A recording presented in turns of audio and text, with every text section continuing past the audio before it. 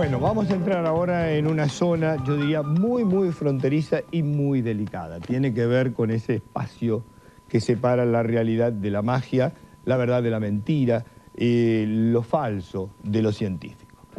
Primero, ustedes van a ver una explicación, o por lo menos una interpretación, de los cirujanos psíquicos. Después lo que van a ver es una interpretación absolutamente diferente por uno de los hombres más misteriosos y polémicos de la Argentina. Pero primero veamos la síntesis y esta relación entre la verdad y la mentira. Cuánto hay de cierto y cuánto de falso en esta historia de los cirujanos psíquicos. Veámoslo.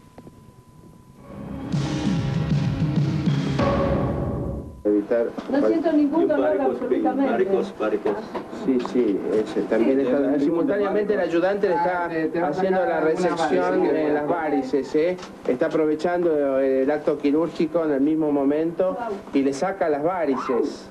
Sí, ahí está haciendo una resección escalonada, tipo microquirúrgica, porque ni siquiera hay cicatriz de toda la varice. Y ahora ahí sacó, ahí está, se ve claramente cómo sacó las varices.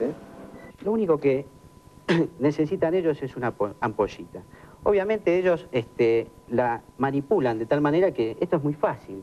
Nadie la puede ver. Yo la puedo tener escondida en la mano de esta forma y nadie la puede ver.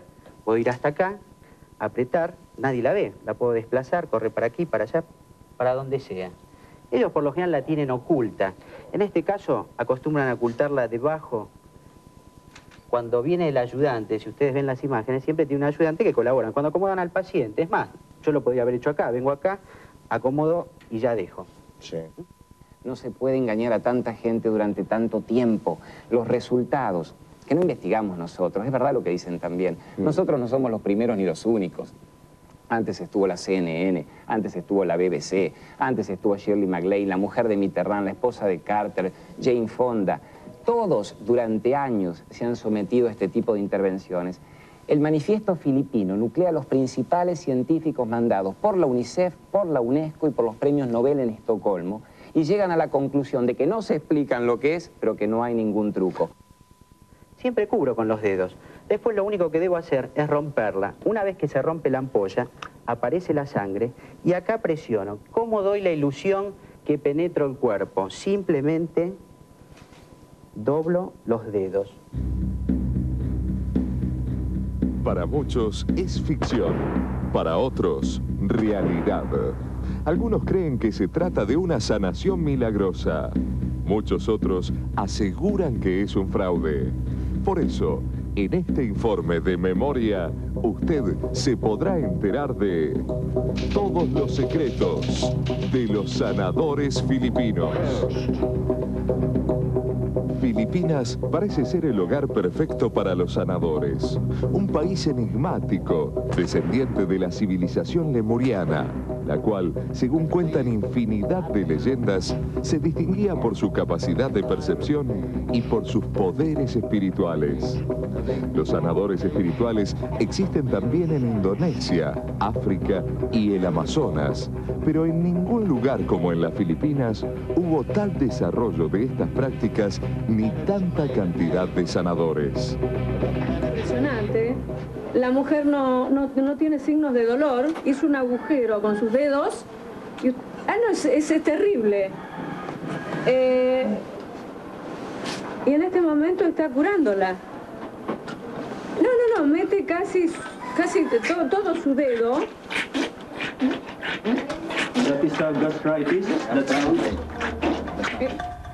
El más famoso de los sanadores filipinos de la actualidad es Alex Orbito. Hay quienes aseguran que Shirley MacLaine, Jane Fonda y Hillary Clinton son algunos de los que han sido operados psíquicamente por Orbito. Este sanador sabe muy bien del descreimiento que pesa sobre él y el resto de sus colegas, por lo que él no reniega del mote que muchas veces le han colocado. Por el contrario, acepta ser un mago. Claro que con la diferencia de considerarse un mago de Dios.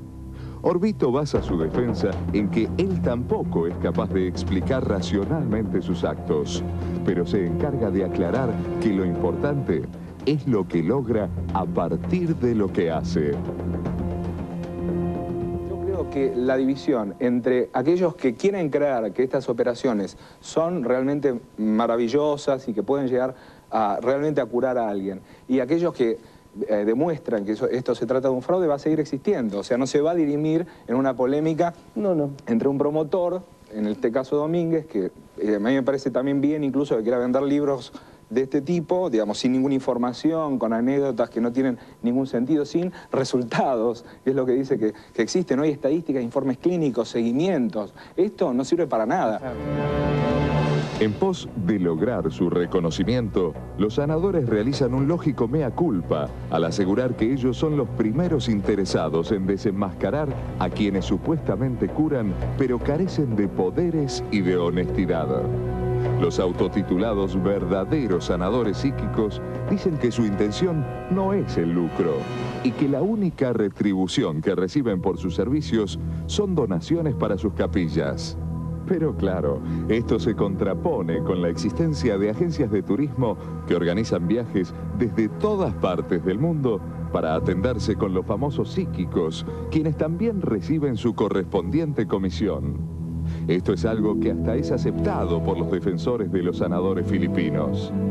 ¿Usted vio alguna clase de truco durante la intervención, algo que la haga dudar? Io ho osservato molto attentamente e ho avuto occasione di vedere questi trattamenti anche nella mia camera di albergo, dove nessuno poteva aver preparato niente. Vi muy atentamente este tratamiento, incluido en nuestro cuarto de hotel, donde no había tiempo de preparar nada.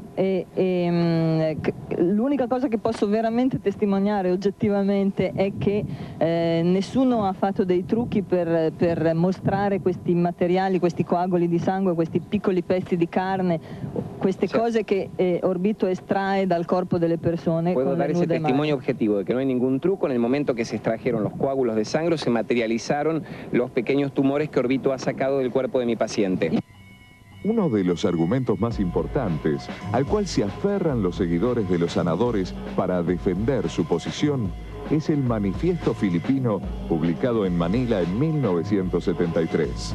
Según este documento, un grupo de científicos occidentales viajó a Filipinas para estudiar a varios sanadores.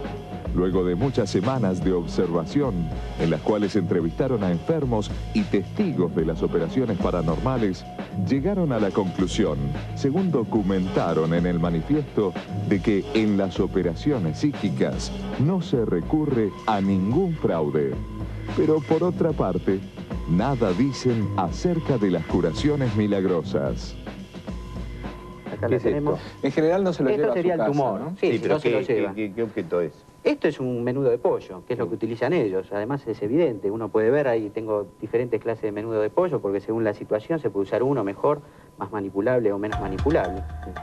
Según lo que se ha investigado hasta el momento, los métodos de los sanadores filipinos tienen variantes, pero todos los casos tienen en común la utilización de las manos en las operaciones psíquicas. Aseguran que esto se debe a que las manos irradian energía vital, un poder que supuestamente desarrollan por medios espirituales. Aquí es donde nacen las mayores dudas sobre el accionar de los sanadores. Ellos actúan con las manos desnudas sobre el cuerpo del paciente, sin provocarle dolor, aunque no usan anestesia. Mientras se produce la operación, comienza a emanar sangre de la zona que es manipulada por el sanador. Pero una vez finalizada la intervención, la pérdida de sangre se detiene milagrosamente, sin dejar ningún tipo de cicatriz en el cuerpo del paciente. De todos modos, frente a la explicación de los menudos de pollo, de la leche chocolatada, de la granadina, es muy interesante saber que con las cámaras, que no dejan de ser un material irrefutable, sin corte, en plano secuencia, sin montaje, sin truca, filmábamos de a 20 intervenciones seguidas. Yo digo, hay que tener baldes de menudos de pollo, hay que tener baldes de leche chocolatada, de granadina, de vino adulterado, para poder trucar tanto lo que la cámara no permite que se truque. Para los sanadores filipinos y sus seguidores existen dos tipos de medicinas, la de la tierra y la del cielo. Esta última es la que dicen practicar los psíquicos como Alex Orbito, la curación mediante la espiritualidad. Por otro lado, y para defender la veracidad de las operaciones, los sanadores se escudan en los testimonios de los pacientes que han pasado por sus manos, quienes muchas veces confiesan la coincidencia entre el diagnóstico intuitivo que le dieron los filipinos y el científico que había surgido a través de la medicina convencional. Está aprovechando el acto quirúrgico en el mismo momento y le saca las varices. Se ve cómo está fluyendo la sangre de la espalda de Beatriz para poderle curar el dolor. ¿Cómo estás? ¿Cómo estás, Beatriz? Bien. ¿Te dolió algo? Varices. ¿Sin varices y la espalda? Se me pasó el dolor. ¿Se te pasó el dolor de la espalda?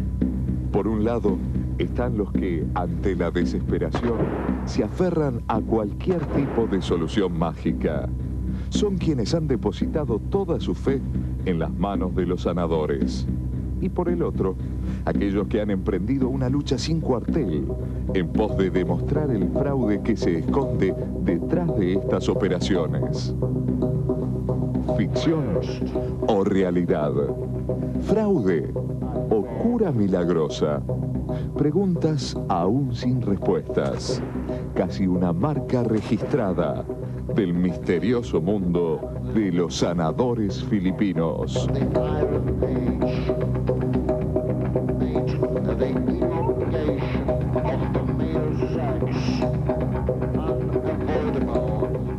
Enrique Márquez, que es el investigador del CAIP. El CAIP es el Centro Argentino Investigador para la refutación de la pseudociencia. De la pseudociencia. ¿Esto es una pseudociencia o esto es una truchada directamente? Podemos decir que es una truchada directamente. Es una truchada directamente. Sí, ni pseudociencia.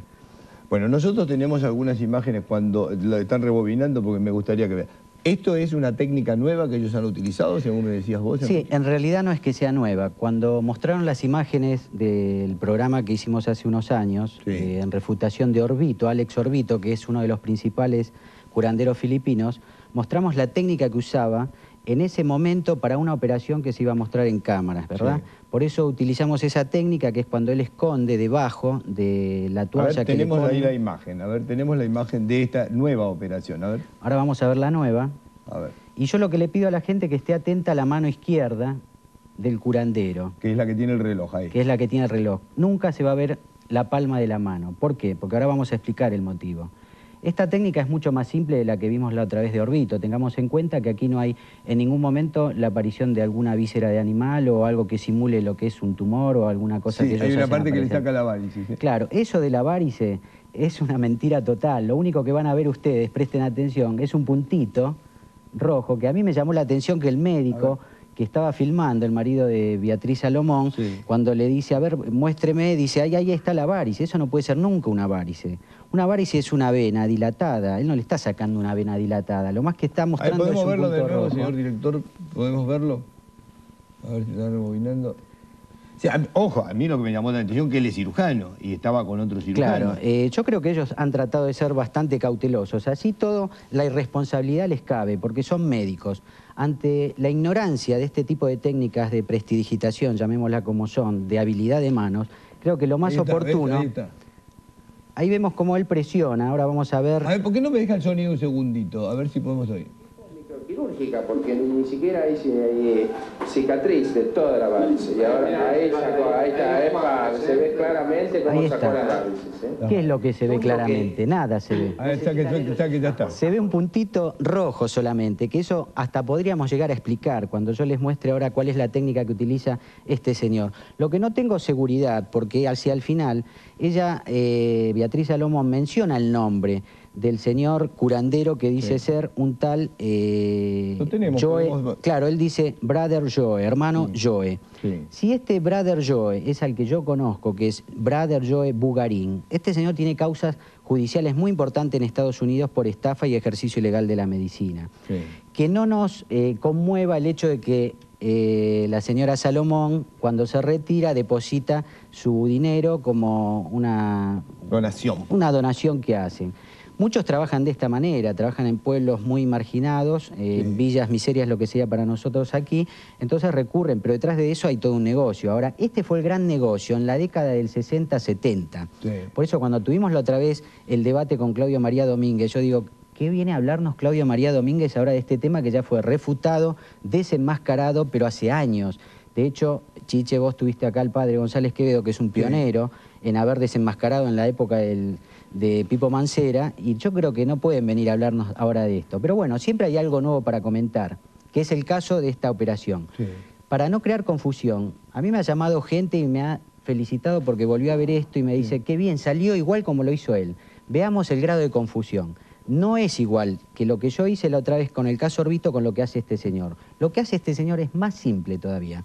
Lo único que utiliza es una esponjita que tiene en su mano izquierda, por eso decía, presten atención a la mano izquierda, y si ustedes observan el tape, él va 9 veces, que yo las he contado, 9 veces con sus 2 manos al recipiente que tiene agua, ahí va. Humedece la esponja, vuelve, así lo ha hecho reiteradas veces. ¿Por qué? Porque necesita alimentarse del líquido necesario para que esa esponja que está saturada de un elemento que tiene un colorante, que puede ser cualquier tipo de colorante, no voy a saber la marca que usa él, obviamente, pero bueno, acá vamos a ver cómo funciona esto con algo práctico, y lo único que hace es presionarlo. Entonces, vayamos a la práctica. Aquí tenemos el elemento que puede utilizar él. ¿Eso qué es? Esto es una pelotita de goma espuma. Yo la muestro porque es muy pequeñita. Si yo tuviera una goma espuma mayor, obviamente el caudal que recibe de líquido es mayor. Esta pelotita, que ya está preparada, en realidad lo que tiene es un polvito, que puede ser cualquier colorante.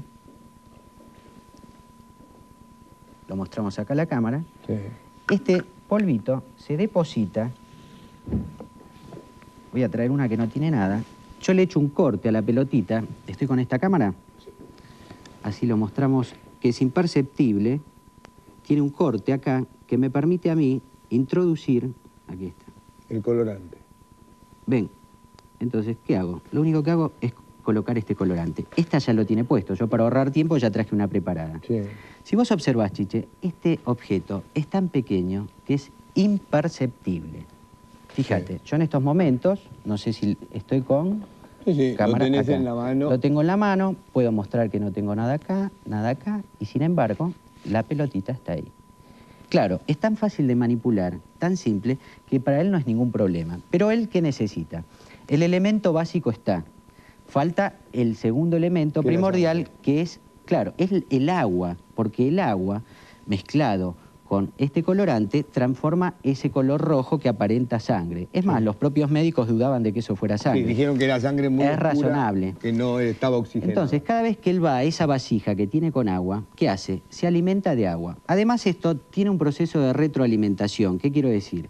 Que él forma el charco. Una vez que está formado el charco, que exprimió bien la pelotita, ¿qué pasa? Ese charco que quedó vuelve a absorber... Si vos le pones agua a eso... Claro, ahora necesitaría una mano, no quiero estar tan impecable, aunque sea...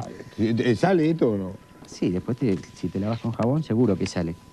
A ver, voy a ubicar acá. Me voy a operar la mano. Imaginemos que vamos a operar la mano de Chiche. Sí. Veamos cómo funciona. Yo introduzco esto acá. Fíjense, el agua no se manchó. Yo ahora vengo acá y lo único que tengo que hacer... Ustedes habrán observado que los dedos de él siempre cubrían esta zona. Lo único que hago es apretar. Aprieto y me voy. Esto apenas tiene... Ah, no, pero estoy usando... Esta sí es la que tiene el colorante. No, esta no es la que tiene el colorante. La otra tiene... Acá la tenés. ¿Es esta la que tiene el colorante? A ver, metemos una. Mojamos.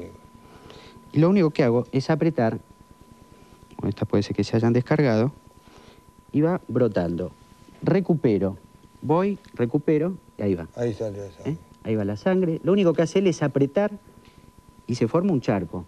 Cada vez que él va acá, alimenta, tira y brota. Después, acá estamos en una zona no flácida. Si se formara acá un hueco, yo me alimento nuevamente del agua necesaria y voy y sigo apretando. Ahí está chorreando para abajo. Entonces lo único que necesito es esta goma espuma. Una que bolita. puede ser incluso hasta un algodón. Pero la goma espuma, la capacidad de absorción es mayor, por lo tanto es muy probable que lo use. Después el colorante que él puede usar es indiferente. Lo único que vamos a necesitar para limpiarle a Chiche la mano, una servilleta. y yo aprovecho también para limpiarme. Tú guarda con la sangre, ¿eh? Sí, ya vemos que esto es muy sencillo. Por lo tanto, este señor no deja de ser un fraude más. Es un trucho total. Es un trucho total, como ahora, todos... ¿produce efectos psicológicos importantes o no? Porque de pronto hay gente que se zafa con esto. Acá está el peligro, el tema de los efectos psicológicos que se producen. Sí. Después de la repercusión que tuvo tu programa cuando hicimos el debate con Domínguez, yo obviamente tuve la oportunidad de viajar por varios programas de la televisión y siempre haciendo referencia, para no repetir siempre la misma historia, al programa tuyo, llevando fotos, mostrando el momento que vos introducías la mano. Te cuento un caso para hacerlo muy simple. La señora Perla Caron, cuando yo estuve en un programa de Graciela Alfano, llamó por teléfono a la producción porque yo hablé de la gente que abandona los tratamientos médicos por estos señores. Claro, le muestran lo que aparentemente puede ser un tumor que se lo están sacando, no van al médico, dejan el tratamiento médico convencional y esas personas, el proceso se acelera y mueren. No quiere decir que se vayan a salvar con la medicina tradicional, pero bueno, al menos tienen esperanzas, tienen los paliativos necesarios y esto es una mentira total. Pero sin excepción todos los curanderos, ¿eh? Desde Orbito a la cabeza como este señor que puede ser... Ahora, ¿me ayudás a ver otra historia? Sí, cómo no. ¿Sí? ¿El agua de Querétaro? ¿La tenías? ¿De Querétaro o Tlacote? De Tlacote, Querétaro. Tlacote, otra mentira total. Promocionada por un charlatán de primera. Ahora vamos a la historia de este señor, un hombre misterioso que me gustaría precisamente que Enrique Márquez nos ayude a desentrañar. ¿Hasta dónde está la frontera entre la verdad y la mentira? Ya lo vemos. Entre la magia y la realidad. Un hombre llamado Misterio.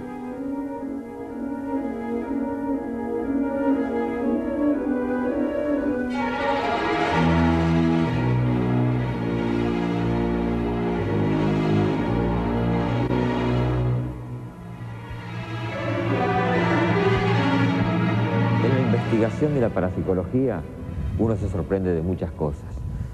Pero a mí lo que más me sorprendió fue la famosa agua de Querétaro. Ahí sí que se veían milagros. La gente iba de todas partes del mundo y lograba sanaciones. Mi hijo ya se fue en el mismo avión que llegó acá, se fue para allá. Yo estoy viendo lo que está pasando. Tiene una hijita que tiene el mal de Red. Toda la familia pusimos los pocos pesos que uno puede juntar para que él pueda viajar. Mi papá está enfermo de cáncer, ¿entendés? Y no justifico que nadie le quite la ilusión a mi viejo de seguir viviendo. Nadie. El ministro de Sanidad dice que no, que todo el 100% del agua tiene que quedar acá. Yo pido que sean solidarios, que nos ayuden un poco. Nosotros tenemos mucha fe, estamos muy preocupados por la salud de nuestros familiares.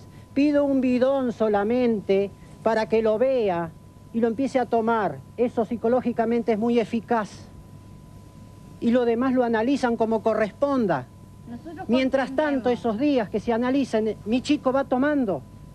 Mi suegro va tomando, que tiene una hemiplegia. Tengo los dos certificados, Hospital Ferroviario, Hospital Italiano el de mi hijo. Lo pido por favor. Año 1993, ciudad de Tlacote, estado de Querétaro, México. Una enorme multitud de personas llegadas de todas partes del mundo forman una interminable fila de más de 8 kilómetros bajo el ardiente sol mexicano, a la espera de llenar sus bidones con el agua milagrosa de Querétaro. Entre ellos, hay cientos de enfermos argentinos que recorrieron miles de kilómetros detrás de un milagro que los cure. Entre 1992 y 1993, más de 1 millón de enfermos de SIDA, cáncer, asma, artrosis, reuma, deficiencias renales y hasta ciegos y paralíticos concurrieron esperanzados a la ciudad de Tlacote buscando una cura milagrosa para sus dolencias. El lugar en donde se había encontrado el agua prodigiosa pertenecía al ingeniero Jesús Chaín, un hacendado mexicano muy poderoso que accidentalmente había descubierto los poderes curativos de un pozo de agua en sus tierras.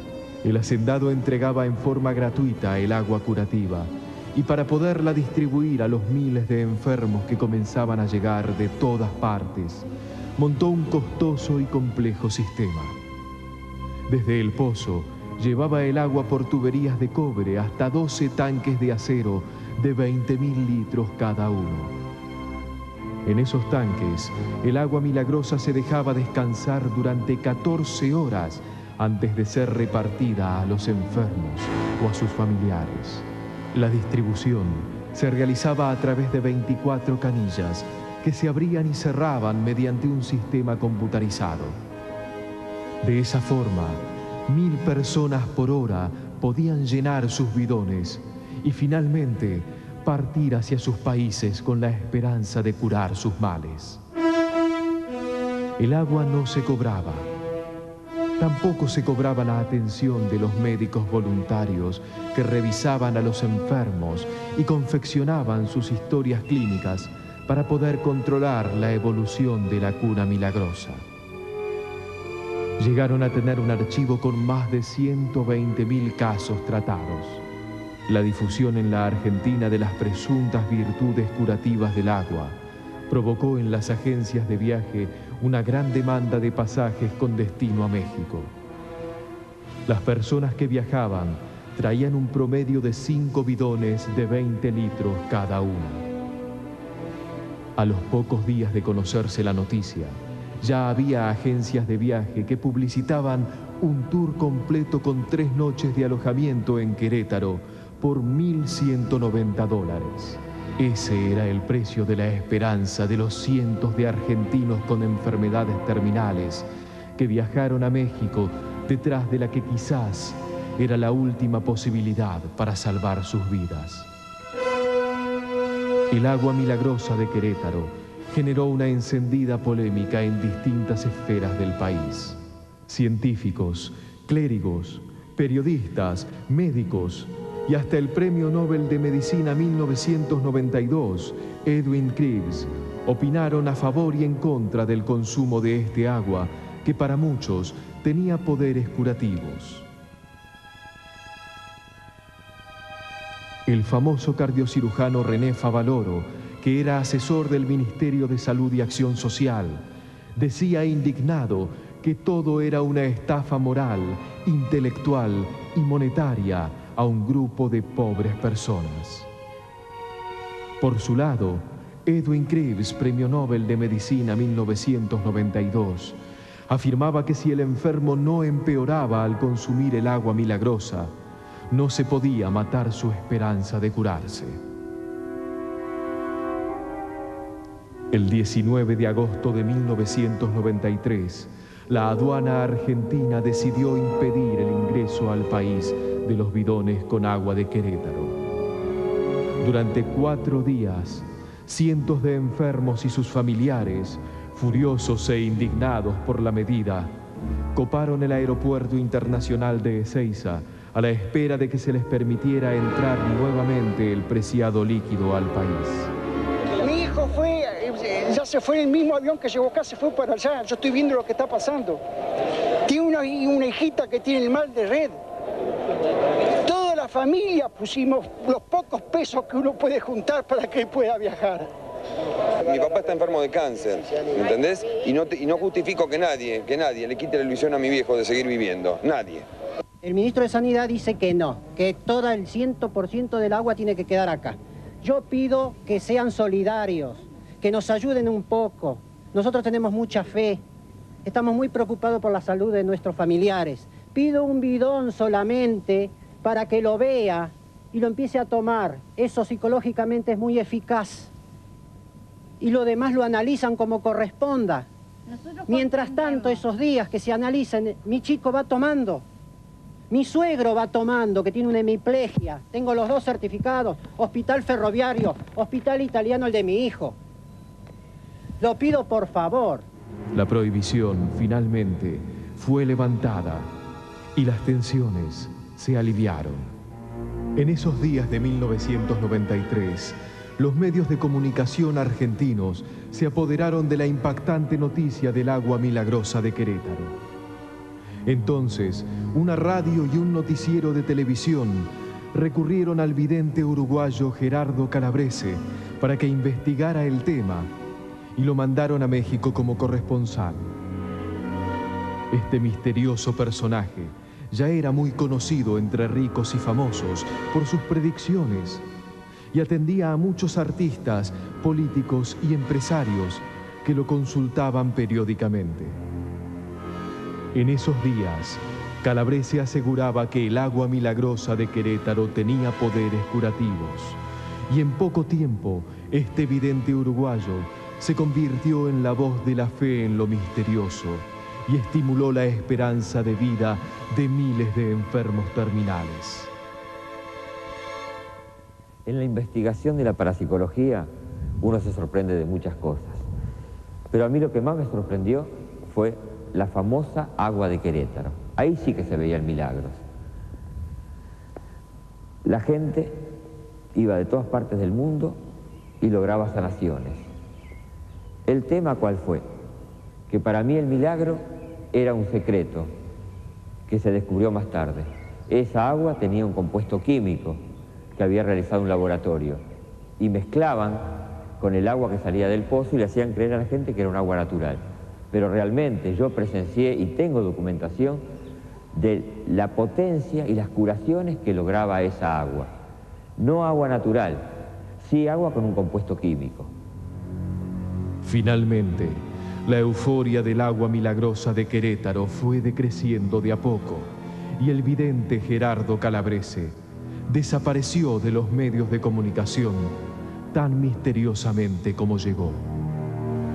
Se recluyó en su casa de piedra cerca de Punta del Este, pero continuó siendo requerido por famosas personalidades para que adivine sus futuros y les aconseje en los pasos a seguir. Algunos siguen al pie de la letra sus recomendaciones, pero otros no. Ese fue el caso de Carlos Perciavale, que hubiera evitado la mayor tragedia de su vida cuando el auto que conducía se desbarrancó y el actor salió despedido a través del parabrisas. En esa oportunidad, Perciavale estuvo al borde de la muerte. Carlos Perciavale, vecino en Punta del Este, nos vemos muy seguido, y un día yo estaba por dar una conferencia en el Centro del Espectáculo, donde doy a veces conferencias de parapsicología, viene a ver la conferencia y cuando baja percibo algo en la entrada del lugar donde iba a hacer la conferencia. Le digo, Carlos, no manejes porque vas a tener un accidente muy importante. Se rió, no hizo caso. Y poco tiempo después, Carlos Perciavale tiene el accidente que tuvo tan importante en Punta del Este. Calabrese me vino a visitar este verano. Calabrese que es vidente. Que es vidente absoluto. ¿Y qué te dijo del accidente? ¿Dijo? Él me dijo que iba a tener un accidente y yo no le di bola. Él te dijo, usted va a tener un accidente y no le diste bola. ¿Qué dijo? Porque yo siempre me he movido, vos sabés, con auto con chofer, en remis. Toda la vida haciéndome el paquete. Y este año dije, no, me voy a poner más concheto, más joven. Y voy a manejar el auto. Y me dijo, no manejes el auto, Carlos, porque en febrero te puede pasar algo. Y yo dije, ¿En febrero te dijo? Sí. Ay, Dios mío. Y el 9 de febrero pasó el accidente. El vidente Gerardo Calabrese nació en un pequeño pueblo de la República Oriental del Uruguay. Ya a los 6 años tuvo su primera videncia, cuando evitó que su abuela y su madre murieran aplastadas por un camión que embistió el frente de la casa en que vivía. A partir de ese momento, la vida de este hombre estuvo plagada de hechos enigmáticos y predicciones. Con los años, su prestigio como adivino fue creciendo a tal punto que el presidente de Uruguay y el ministro de Cultura declararon una filmación sobre su vida como un hecho de interés nacional y cultural. Pero ¿quién es verdaderamente Gerardo Calabrese? ¿Un farsante? ¿Un dotado? ¿Un mentiroso estafador? ¿O un ser especial con poderes sobrenaturales?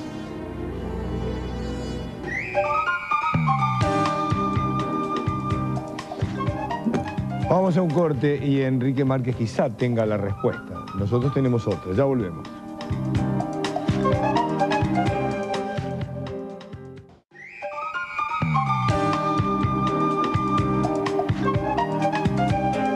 Bueno, agua de Querétaro, Calabrese.